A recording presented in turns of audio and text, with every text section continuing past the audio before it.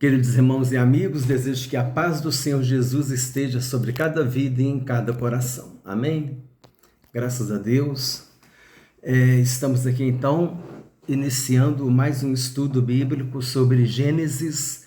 Hoje nós vamos estudar Gênesis, o texto que fala sobre o sexto dia da criação. Os irmãos conhecem a proposta desse trabalho, nós vamos caminhando devagarzinho, estudando a Bíblia versículo por versículo, e nós estamos então estudando o conjunto de versículos que fala sobre o sexto dia.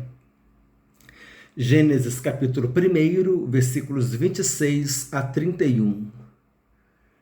O texto bíblico diz assim: Também disse Deus, façamos o homem à nossa imagem, conforme a nossa semelhança. Tenha ele domínio sobre os peixes do mar, sobre as aves dos céus, sobre os animais domésticos, sobre toda a terra e sobre todos os répteis que rastejam pela terra. Criou Deus, pois, o homem à sua imagem, a imagem de Deus o criou. Homem e mulher os criou. E Deus os abençoou e lhes disse: Sede fecundos, multiplicai-vos, enchei a terra e sujeitai-a. Dominai sobre os peixes do mar, sobre as aves dos céus e sobre todo animal que rasteja pela terra. E disse Deus ainda: Eis que vos tenho dado todas as ervas que dão semente e se acham na superfície de toda a terra, e todas as árvores em que há fruto que dê semente. Isso vos será para mantimento. E a todos os animais da terra, e a todas as aves dos céus, e a todos os répteis da terra, em que há fôlego de vida, toda erva verde, isso lhes será para mantimento. E assim se fez. Viu Deus tudo quanto fizera, e eis que era muito bom. Houve tarde de manhã, o sexto dia. Aqui é interessante, né, que Deus disse no sexto dia, e viu Deus que tudo era muito bom. Antes Deus falava que era bom, mas quando Deus criou o homem, ele falou que era muito bom, porque foi feito à sua imagem, conforme a sua semelhança. Olha que detalhe rico na palavra de Deus, não é? Interessante às vezes a gente ir extraindo esses detalhes, isso enriquece muito. Análise dos versículos. Eu gostaria de dizer que um pouco aqui desse assunto que nós estamos hoje falando, nós vamos falar sobre antropologia bíblica, que faz parte da teologia sistemática. Antropologia bíblica é a parte da teologia sistemática que estuda sobre o homem. E também nós vamos estudar sobre a teologia propriamente dita, que é o estudo sobre Deus. Nós vamos falar alguma coisa sobre o ser de Deus, já que Deus fez o homem à sua imagem, conforme a sua semelhança. É pertinente nós falarmos sobre a formação do homem, antropologia bíblica, e alguma coisa a respeito das características de Deus que ele colocou no homem. O estudo hoje é muito rico, muito importante. Vale a pena acompanhar até o final. Então, analisando os versículos, também disse Deus, façamos o homem à nossa imagem, conforme a nossa semelhança. O homem é feito à imagem e semelhança de Deus. Tenha ele domínio sobre os peixes do mar, sobre as aves dos céus, sobre os animais domésticos, sobre toda a terra e sobre todos os répteis que rastejam pela terra. Olha só que interessante. O homem foi feito à imagem e semelhança de Deus. Deus é aquele que domina sobre tudo e sobre todos. E já que ele fez o homem à sua imagem, o que ele fez? Ele dotou também o homem a capacidade de dominar. Ele disse para que o homem tenha domínio. Por que Deus fez isso? Porque já que o homem é a imagem e semelhança dele, e se ele tem o domínio, ele poderia dar o domínio para o homem também, fazer um homem semelhante a ele. Eu vou dominar, eu te deixo então dominar sobre a natureza, ter o domínio sobre a natureza. É interessante esse detalhe. Criou, Criou Deus, pois, o homem à sua imagem, a imagem de Deus o criou, homem e mulher os criou. E Deus os abençoou e lhes disse: sede fecundos, multiplicai e enchei a terra e sujeitai-a, dominai sobre os peixes do mar e sobre as aves dos céus e sobre todo o animal que rasteja pela terra. Agora alguns comentários. Deus criou o homem à sua imagem, conforme sua semelhança, para que o homem pudesse ter condições de ter um relacionamento com ele. Somente temos condições de ter um relacionamento com Deus porque Ele nos dotou de capacidade intelectual, emocional e espiritual, sentimentos, emoções, vontades, poder de decisão. Não devemos entender a expressão imagem e semelhança de Deus no sentido físico, no aspecto da aparência, da anatomia, porque Deus é espírito. Deus criou o homem para a sua glória, pois esse seria a sua imagem conforme sua semelhança. Seria uma criatura dotada de entendimento, raciocínio, inteligência. Seria criativo, teria moralidade. Deus compartilhou com o homem os seus atributos comunicáveis. Então aqui agora nós entramos um pouco na parte da teologia propriamente dita, que é o estudo sobre o ser de Deus. Nós vamos falar sobre os atributos comunicáveis e não comunicáveis. Vamos passar rapidamente sobre isso. E como Deus nos deu os atributos comunicáveis, Ele compartilhou conosco os seus atributos comunicáveis. Então isso significa que também a formação do homem, a antropologia bíblica também está presente nesse estudo. Vai fazer um dueto aí, a teologia propriamente dita e a antropologia bíblica, que são assuntos da teologia sistemática, que faz parte do seminário Palavra de Vida que nós estamos desenvolvendo. Mas então, o que são os atributos comunicáveis de Deus? Deus tem atributos comunicáveis e não comunicáveis. Olha só, se vamos estudar os atributos comunicáveis, para o estudo ficar completo, vamos também estudar os atributos não comunicáveis. Esse assunto faz parte do estudo sobre Deus, a doutrina sobre Deus, que faz parte da teologia sistemática. E aqui estamos estudando também a antropologia bíblica, que é o estudo sobre o homem, que inclui a formação do homem. Claro que serão assuntos abordados mais superficialmente, não vamos nos aprofundar, mas é necessário jogar uma luz sobre esse assunto para entendermos melhor esse texto de Gênesis. Eu até antecipei então o comentário, né? O comentário está aqui redigido. Eu já antecipei, antes eu falei que nós íamos estudar sobre Deus e sobre a antropologia bíblica. Não vamos nos aprofundar, vamos só jogar uma luz, só para poder entender. Mas já é um pouco do conteúdo que a gente vai ver lá na frente, permitindo Deus. O que são atributos não comunicáveis e o que são atributos comunicáveis de Deus? A matéria está na descrição do vídeo, amém? Respeitando o limite de 5.000 caracteres, e para isso eu sempre tiro uma citação bíblica, porque pode acompanhar na Bíblia. Eu só deixo a referência. Os atributos comunicáveis são aqueles que Deus compartilha com os homens, e os atributos não comunicáveis são aqueles que Deus não compartilha com os homens. Veremos a seguir os atributos não comunicáveis e depois veremos os atributos comunicáveis. Atributos não comunicáveis. Aceidade significa que Deus é autoexistente, não necessita de ninguém para existir.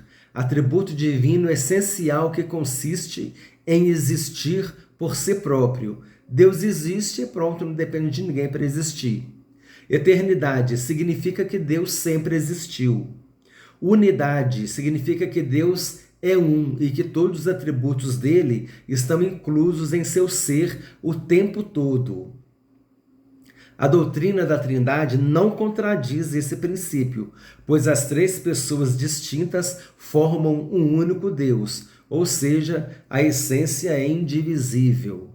Aqui nós estamos já passeando um pouquinho sobre a doutrina da Trindade também.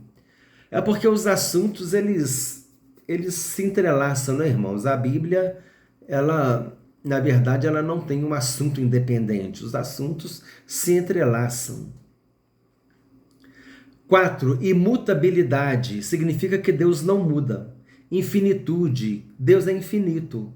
Onipresença, Deus está em todos os lugares, presente em todos os lugares. Onipotência significa que Deus possui todo o poder. Onisciência significa que Deus conhece todas as coisas de modo completo e absoluto. Soberania significa que Deus controla todas as coisas.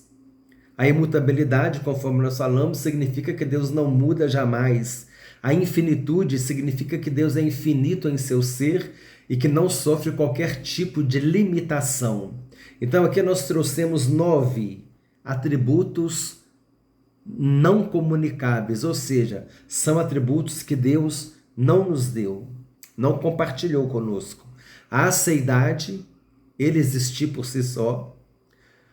A eternidade, ele sempre existiu. A unidade, a imutabilidade, a infinitude, a onipresença, a onisciência, a onipotência e a soberania. Então, esses aqui são atributos que Deus, ele não compartilhou conosco. Os atributos comunicáveis de Deus são os atributos que o homem pode ter presente em sua vida. Deus compartilhou conosco. O amor. A Bíblia declara explicitamente que Deus é amor. A bondade, a benevolência de Deus para com as suas criaturas. Deus é bom. Misericórdia. Assim como Deus, também podemos ter misericórdia. A benignidade, a longanimidade, a benevolência, devemos nos lembrar do fruto do Espírito. Vamos citá-los daqui a pouco. A sabedoria significa que Deus é infinitamente sábio, mas Ele também nos deu a sabedoria. Ele compartilha da sabedoria conosco. A justiça significa que Ele é plenamente justo e perfeito em sua retidão, mas Ele também nos capacita para sermos justos. Santidade significa que Deus é completamente santo e separado do pecado e totalmente comprometido com sua honra. Ele também nos permite sermos santificados. Veracidade significa que Deus é verdadeiro, infalível, absoluto, confiável. Nós também podemos viver na verdade. Liberdade significa que Deus não precisa de nada nem de ninguém para fazer o que quer, ou seja, Ele é completamente livre para executar a sua vontade. Deus também nos dá a liberdade, mas é claro que a nossa liberdade está em Cristo, não é, irmãos? Não é que você vai sair fazendo o que quer, a sua liberdade está dentro daquela obediência a Deus, fazendo a vontade de Deus, e você tem até a liberdade para escolher se você vai ser fiel a Deus ou não. E a paz é a fonte de toda, Deus é a fonte de toda a paz de Deus excede todo entendimento. Jesus disse, deixo-vos a minha paz vos dou. Então, aquilo que nós podemos ter, que são atributos que Deus compartilhou conosco, amor, bondade, misericórdia, sabedoria, justiça, santidade, veracidade, liberdade e paz. Concluindo esse item, os atributos comunicáveis são compartilhados conosco. Em uma vida com a plena presença de Deus, esses atributos devem estar presentes. Vejamos o fruto do Espírito em Gálatas, capítulo 5, versículos 22 e 23. Como alguns desses atributos estão presentes. Claro, o Espírito Santo é o próprio Deus em nós, né? É o Deus habitando em nós. Então nós vamos, esses atributos comunicáveis, a gente estando cheio do Espírito Santo, esses atributos vão aflorar em nós, estarão presentes em nós. amor, alegria, paz, paciência, amabilidade, bondade, fidelidade, mansidão, domínio próprio. Contra essas coisas não há lei. Então, esse fruto, né, irmão? O fruto do Espírito Santo não é no plural. Observa que não é no plural. Interessante. Vai lá em João capítulo 15, versículo 8, quando Jesus disse que a gente tem que permanecer nele para que a gente produza muito fruto. Jesus não falou frutos, lá no capítulo 15 de João, na videira, porque muito fruto para que o Pai seja glorificado e para que vocês sejam reconhecidos como os meus discípulos, para que vocês se tornem meu discípulo. Quando nós produzimos fruto, Deus é glorificado e nós somos reconhecidos como discípulo de Jesus. Evangelho de João, capítulo 15, versículo 8. Eu gosto muito de fazer essa comparação com aquele texto lá do capítulo 5 de Mateus, o Sermão do Monte, quando Jesus disse, assim que os homens vejam as vossas boas obras e glorifiquem o vosso Pai que está no céu, né? Jesus falou para que os homens vejam as vossas boas obras e glorifiquem o vosso Pai que está no céu. Aqui em João capítulo 15, versículo 8, ele diz, para que produzei fruto e o Pai seja glorificado. Quer dizer, as nossas obras, o fruto, aquilo que a gente faz é para glorificar a Deus. E como consequência, também nós seremos vistos como discípulos de Jesus.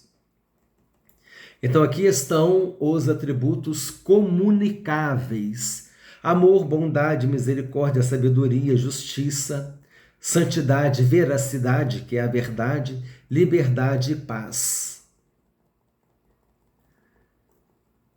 Eu gostaria de falar aqui agora sobre um outro assunto muito interessante que está relacionado à formação do homem. Nós falamos agora há pouco o que Deus disse quando ele fez o homem, que é para o homem dominar, para o homem cuidar, para o homem cultivar a natureza, era para ele cultivar, né? Ou seja, era para ele fazer aquelas coisas, era para ele cuidar. A verdade era para ele cuidar da natureza, dos animais, para ele cultivar, produzir, né? Ou seja, o que é isso? Isso é um serviço. Então nós vamos falar sobre serviço, sobre a mordomia. Olha só onde que a gente foi parar, irmãos. Na mordomia. Etimologia da palavra mordomo. A palavra mordomo vem do latim maior domus.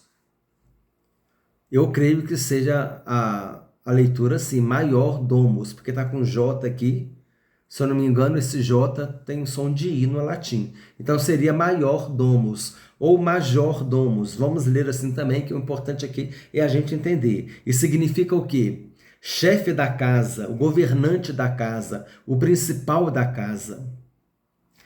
Na época do Império Romano, quando o Novo Testamento foi escrito, referia-se ao principal escravo da casa, responsável por administrar os assuntos domésticos e manter a ordem familiar no lugar do seu senhor. Quer dizer, o mordomo na época do Império Romano, na época do Novo Testamento, ele era aquele principal da casa, ele era igual a governanta, né? Ele que comandava os outros empregados, ele que monitorava tudo, ele era o mordomo, ele estava cuidando da casa no lugar do seu senhor. A palavra mordomo vem do latim, né? Então, ela vem do grego também, oikonomos. Oikonomos. Vem de duas palavras do grego. Oikos, em grego, é casa, e nomos é governo, é lei. Foi uma palavra do grego antigo que significou o governo da casa, né? Ou seja, quem é o governo da casa? A lei da casa é o mordomo, porque ele determina, agora faz isso, agora lava ali, agora cozinha isso. Ele controlava a casa. Ele estava administrando a casa na ausência do seu senhor. O mordomo, ele fazia isso. Ele era o gestor daquela casa. Ele dava ordem e as pessoas tinham que obedecer. Os empregados menores, né? Os sujeitos a ele tinham que obedecer. Agora a gente faz isso, aplica isso lá no Jardim do Éden. O homem também foi criado para servir. A responsabilidade recebida da parte de Deus para cuidar da natureza, para cultivar o Jardim do Éden, dominar sobre os animais, é chamada de mordomia. Era o trabalho do homem, cuidar da natureza, porque da natureza viria o seu sustento. Então, Deus colocou o homem como mordomo, como aquele chefe. Imagina aquele senhor rico, né, todo poderoso, chega lá e fala assim: ô meu empregado, você é o mordomo, você vai controlar todos eles aqui, você vai mandar cozinhar isso, fazer desse jeito, você vai mandar limpar ali, você vai mandar arrumar lá, se tem que pintar ali, você vai mandar pintar, se tem que consertar aquela janela, você vai dar as ordens, eles vão te obedecer, porque eu que sou o dono da casa, estou te instituindo autoridade para você governar aqui. Igual a governanta, né? Às vezes nas novelas antigamente apareciam umas governantas na casa. Então é isso, que dava a ordem, que controlava. Era o mordomo. Então é nesse sentido que Deus fez. Deus colocou o homem para administrar o Éden, para administrar a natureza, e ele ia dominar, ele ia controlar, ele ia ter autoridade. Deus fez ele semelhante, ó, eu estou te dando autoridade, do mesmo jeito que eu mando, mas agora você, igual patrão, né? Eu mando, mas agora eu estou deixando você mandar. Então, foi isso que Deus fez. Olha, eu é que mando, mas eu estou deixando você mandar. Você vai dominar sobre os animais, você vai dominar sobre a natureza. É você que vai decidir aí, porque eu estou te dando esse serviço. Então agora associa as coisas. Aquele empregado recebia do patrão a autoridade para governar a casa. O homem recebeu de Deus a autoridade para governar o Jardim do Éden. Agora, aplicação para a nossa vida cristã. Aquilo que Deus deu para nós. Nós precisamos também servir a Deus. Se você é um servo de Deus, você é um mordomo de Deus. Se Deus te deu dons, você tem que cuidar bem daquilo que Deus te deu. O dom que Deus te deu, o chamado que Deus te deu, você tem que cuidar bem dele.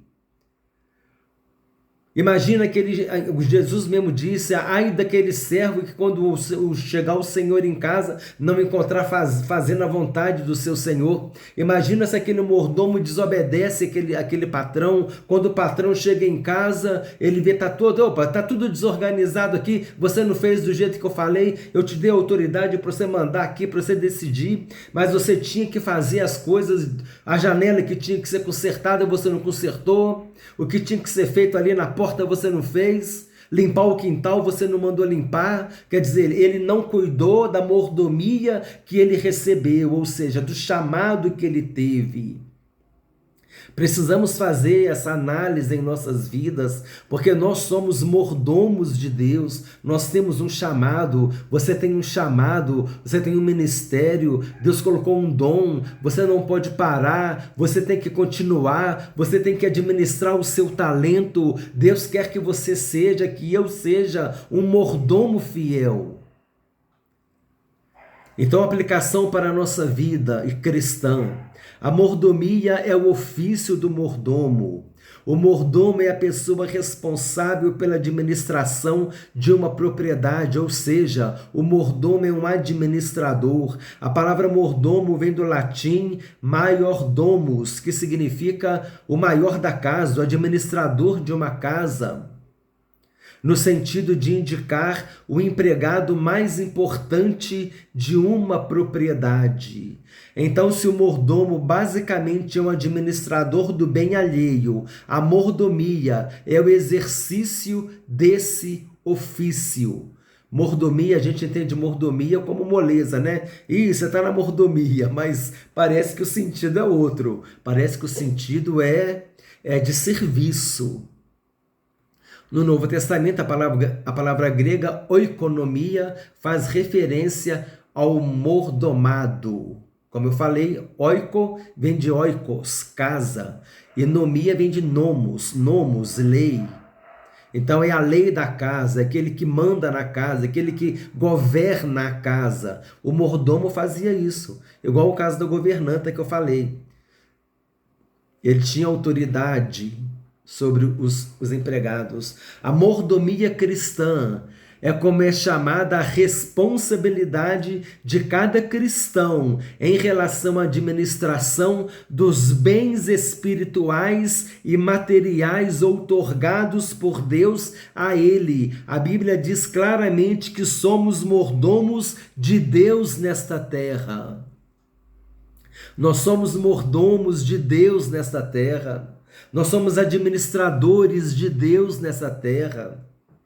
Deus, ele te deu um dom, vai desenvolver esse dom, vai aprender se é instrumento, se é música, vai fazer aula de música, vai treinar, vai aprender instrumentos, vai estudar sobre o louvor, o poder do louvor, vai aprender, vai pesquisar sobre o louvor, para você aprender a fundo, falar sobre esse assunto, caso o seu assunto seja outro, seja pregação, seja o evangelismo, seja aquilo que for, que você possa desenvolver o seu chamado e aquilo que Deus te confiou, os seus dons espirituais, os bens espirituais que Deus te deu e os bens materiais também, o seu carro, a sua casa, aquilo que você pode fazer, aquilo que você pode de repente gastar na obra de Deus, investir na obra de Deus.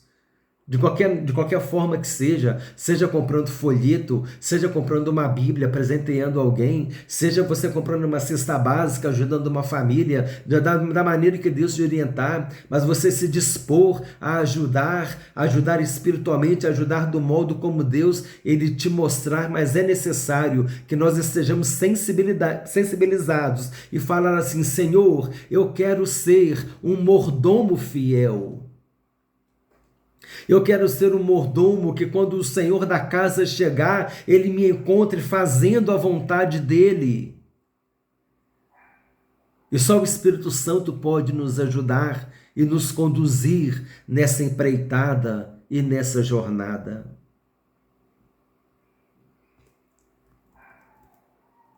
Então a Bíblia diz claramente que somos mordomos de Deus nesta terra. Ignorar a importância fundamental da mordomia cristã à luz do ensino bíblico significa cometer um erro muito grave que afronta inclusive o propósito básico pelo qual Deus nos criou. Deus criou o homem para a sua glória e o fez à sua imagem e semelhança. Portanto, a Bíblia nos instrui a fazer todas as coisas para a glória de Deus. Paulo disse, para tudo que nós fizermos seja para a glória de Deus. Obviamente, essa verdade implica na responsabilidade que temos como representantes de Deus, que devem refletir a sua glória neste mundo, como servos a quem ele concedeu a gestão de bens e recursos. Concluindo esse tópico, podemos dizer que devemos cuidar e administrar bem. Eu lembrei daquela parábola dos talentos, Os talentos que Deus nos concedeu, e assim seremos fiéis mordomos, fazendo o que é aprovado e aceito por Deus. Fazer o que é aprovado, irmãos, a gente precisa ter essa sensibilidade, falar: Senhor, eu quero fazer aquilo que é aprovado pelo Senhor, eu quero estar aprovado. Devemos buscar a aprovação de Deus, amém? E quando nós estivermos fazendo a vontade de Deus, nós seremos aprovados.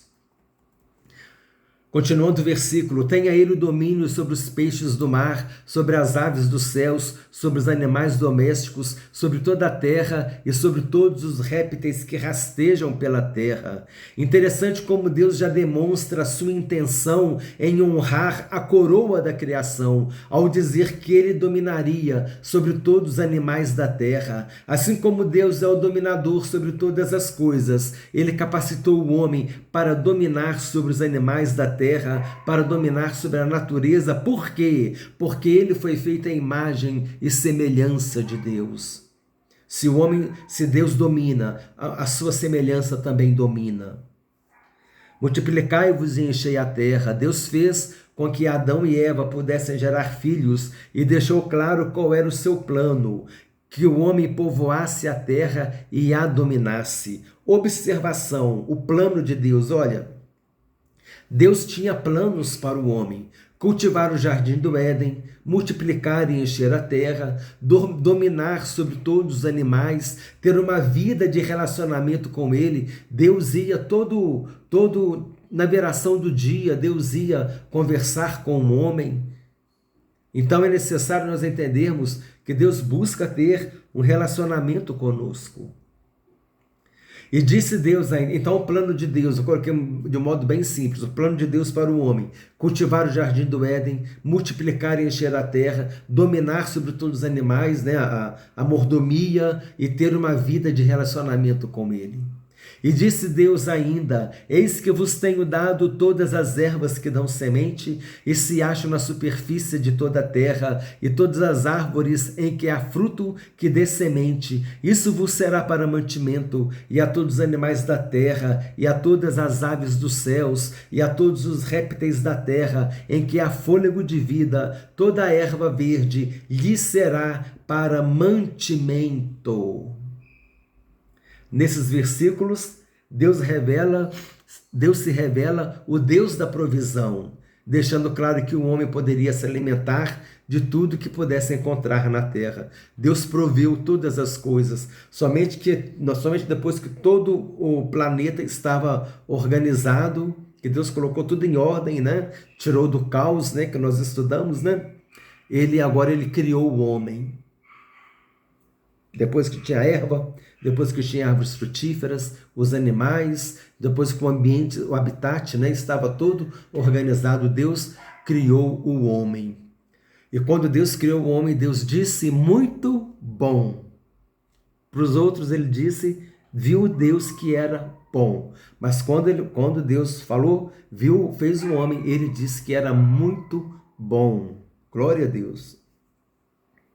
Deus não é maravilhoso, irmãos? E assim se fez. Viu Deus tudo quanto quiser, e eis que era muito bom. Houve tarde de manhã, o sexto dia. Tudo era muito bom, porque estava atendendo exatamente ao que havia sido proposto por Deus. Tudo que já estava pronto, a casa já estava em ordem. E ele fez o homem, e o sexto dia, ele termina dizendo que está tudo muito bom. A cada uma das partes da sua obra, Deus disse que era bom. Entretanto, ao terminar o universo, ele disse que tudo era muito bom. Deus teve grande prazer na sua criação. Que universo maravilhoso em que nós viemos. Que sabedoria e poder são manifestadas no seu desenho. Salmo 19, versículo 1 a 4. Que variedade, beleza, bondade e harmonia são manifestadas. O homem era santo e a criação era maravilhosa. Que habitação tinha o homem antes da entrada do pecado? Houve tarde de manhã, nós já sabemos, né, a respeito dessa frase. A tarde vem primeiro porque na cultura oriental antiga, da qual os hebreus, né, Moisés, faziam parte, o dia começava no pôr do sol. Por isso, a primeira parte do dia é mencionada no texto como sendo tarde, e houve tarde de manhã, o primeiro dia. Concluindo sobre a criação do homem, o homem sozinho foi, direta e pessoalmente formado pelo Senhor, que lhe deu fôlego de vida, criado à imagem e semelhança de Deus, dado a ele o direito de governar e a criação como representante de Deus, a mordomia. moralmente responsável para obedecer às ordens de Deus, em obediência, né, irmãos? Liberdade, mas a liberdade na obediência a Deus, não é? Dado uma natureza que requer intimidade, relacionamento com Deus e as pessoas. Então, até a sociologia diz, né, que o homem é um animal social, né? Um conceito básico do homem. O homem é um animal social, quer dizer, o homem ele precisa viver em sociedade, o homem não foi feito para viver sozinho. E principalmente em relação a Deus, o nosso espírito anseia pela adoração, pela presença. Então, que nós possamos encontrar em Deus a nossa adoração. Amém? Então, Deus criou o homem para que tivesse um relacionamento com ele. O resumo da aula de hoje, vamos passar rapidamente o resumo, sem estender o comentário, só para a gente poder lembrar tudo que a gente falou. É uma recapitulação, vale a pena. Gênesis, o 6º dia, né? Deus criou o homem, nós falamos que Deus criou o homem para a sua glória e para ter uma vida de relacionamento com ele. Deus ia ao homem todos os dias na viração do dia. Os atributos não comunicáveis de Deus, a seidade, eternidade, unidade, imutabilidade, infinitude, onipresença, onipotência, onisciência, soberania. Talvez a eternidade aqui, naquele sentido de que Deus ele é eterno e sempre foi, e sempre existiu. Mas depois Deus colocou a eternidade no homem, né, irmão? O que você acha? Pode colocar no comentário aí. Deus ele colocou a eternidade no homem. Então eu creio que esse atributo dentro do limite, a partir da nossa existência, que Deus colocou a eternidade em nós, ele compartilhou conosco a eternidade, mas a partir da nossa existência, né? Porque nós somos eternos a partir de agora. A partir do momento que nasce uma criança e tem aquela alma, ele é eterno e ele vai ter uma vida eterna. Ele vai ter uma eternidade ao lado de Deus ou longe de Deus, na salvação ou na condenação. Por isso que Jesus veio para nos salvar, porque ele quer que nós tenhamos uma eternidade ao lado de Deus. Mas é interessante essa questão da eternidade. Existe um momento aqui que a gente pode abrir um parênteses aqui para discutir sobre essa eternidade que Deus ele compartilhou a eternidade com o homem depois que ele fez o homem, que nós passamos, que nós temos agora, somos eternos agora, nós temos uma vida eterna pela frente. A partir do momento que a gente começou a existir, existe uma eternidade pela frente. A nossa alma é eterna. E a unidade, né, que fala que é o Pai, o Filho e o Espírito Santo, a trindade divina, né, que abre aqui esse conceito da trindade, que é um assunto amplo, que não é hora de tratar desse assunto aqui, no resumo da aula, né? E os demais atributos não comunicáveis, a seidade, a eternidade, que nós consideramos aqui, a unidade, a imutabilidade, a infinitude, a onipresença, onisciência, onipotência, esses são fáceis, né? E a soberania. E os atributos comunicáveis de Deus, que Deus comunicou conosco. O amor, nós podemos amar. A bondade, nós podemos ser bondosos. Misericórdia, sábios. Sabedoria, nós podemos ser misericordiosos e sábios. Justiça, santidade, nós podemos ser justos e santos. Veracidade, relacionado com verdadeiro, né? Ser verdadeiro, ser sincero, honesto, né? Liberdade, a gente tem liberdade para decidir até se vai ser fiel a Deus ou não. A gente tem a liberdade para decidir se a gente vai aceitar Jesus como nosso Senhor e nosso Salvador. Eu tenho a liberdade para decidir se eu vou aceitar Jesus como meu Senhor e como meu Salvador. Eu tenho a liberdade de decisão. Mas o que eu tenho que saber é que a minha decisão ela traz uma consequência.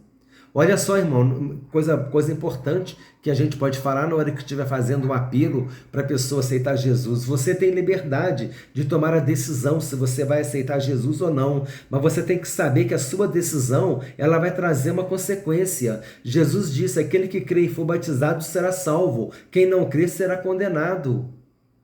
Então existe uma consequência. Deus ele te dá a liberdade de escolher se você vai se entregar ao Senhor Jesus, e você pode até dizer que não. Deus ele vai respeitar a tua decisão, mas Deus diz: você tem uma consequência. Quem rejeita meu filho, a mim me rejeita. Agora, quem aceita o meu filho, aceita a mim.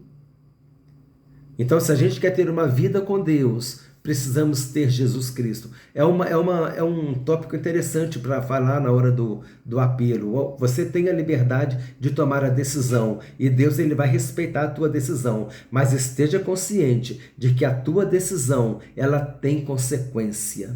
Se você rejeita Jesus, você será condenado. Se você aceita Jesus, você será salvo. A gente precisa falar essas coisas, irmãos. E a paz também, que é um atributo comunicável. Falamos sobre a etimologia da palavra mordomo, né? Major domus, né? Maior domus, quer dizer, é o chefe da casa, é o governante da casa, a governanta, né? Que vem da palavra oikonomos. Oiko vem do grego casa, e nomos é lei, governo, é aquele que governa a casa, é o gestor da casa, aquele empregado que tem a autoridade, que ele recebeu essa autoridade do chefe da casa. O homem também foi criado para servir, o homem também foi criado para ser mordomo, para administrar a natureza, o jardim do Éden.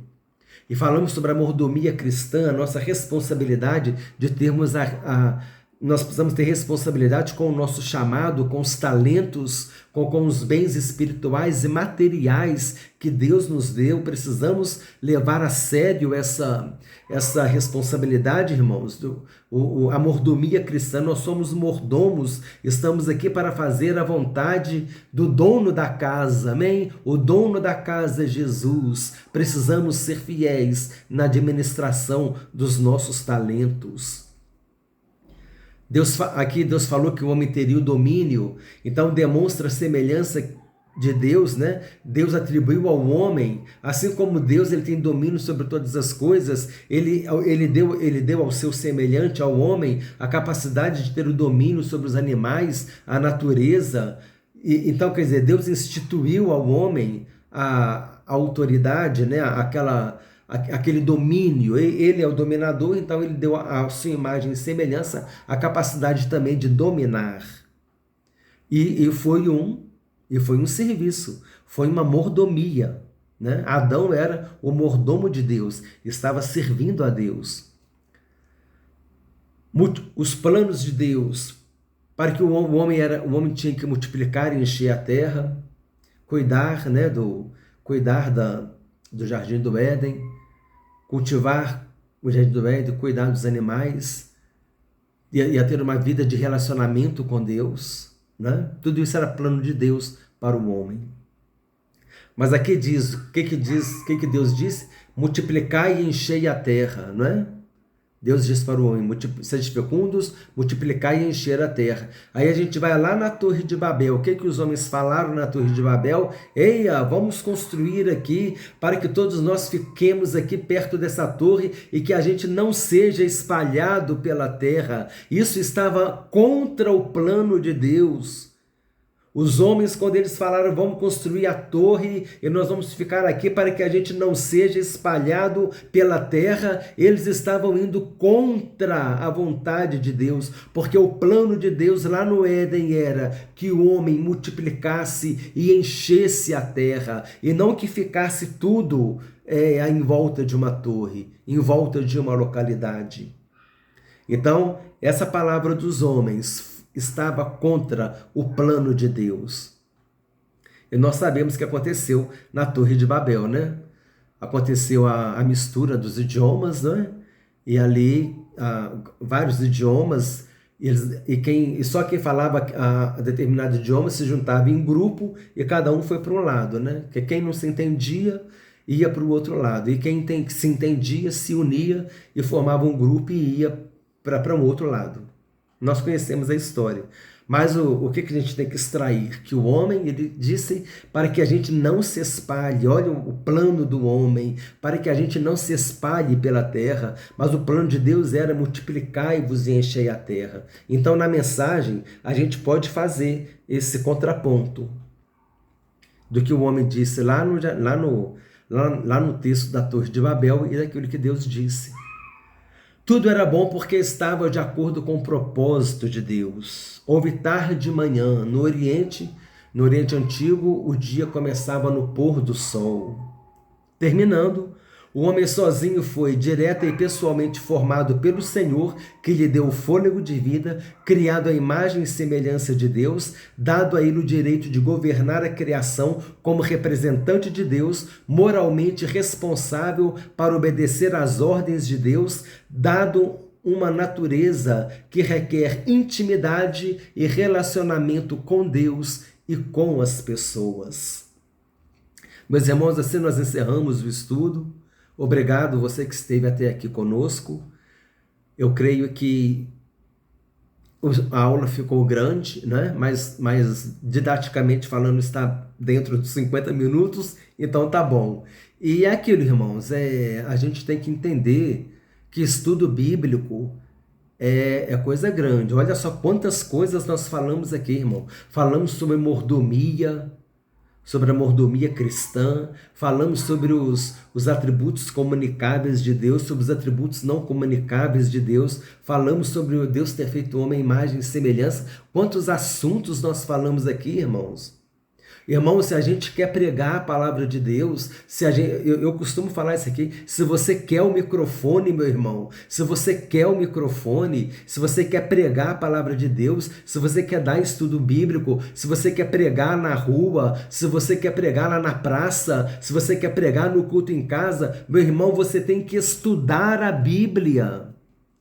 Você tem que estudar a Bíblia, tem que se fortalecer na doutrina bíblica para que você venha trazer uma mensagem que possa realmente impactar as pessoas. É necessário a gente se dedicar aos estudos bíblicos, meus irmãos. Quer seja aqui conosco, outros irmãos também que compartilham estudos bíblicos, precisamos ter na nossa mente que é necessário estudar a Bíblia. Olha quantas coisas nós falamos sobre mordomia, falamos sobre a própria questão da criação do homem ser a imagem e semelhança de Deus, e estudamos aqui os atributos comunicáveis de Deus, os atributos não comunicáveis de Deus. Precisamos ter vontade de aprender a palavra de Deus. Se a gente quer ensinar, a gente precisa estudar, aprender para depois ensinar. Amém? Desejo que Deus te abençoe ricamente, em nome do Senhor Jesus Cristo. Compartilhe esse estudo com quem gosta de ouvir a palavra de Deus, com quem gosta de estudar a palavra de Deus e, dentro do possível, respeitando os 5.000 caracteres, o conteúdo estará na descrição do vídeo. Desejo que Deus te abençoe ricamente, em nome do Senhor Jesus Cristo.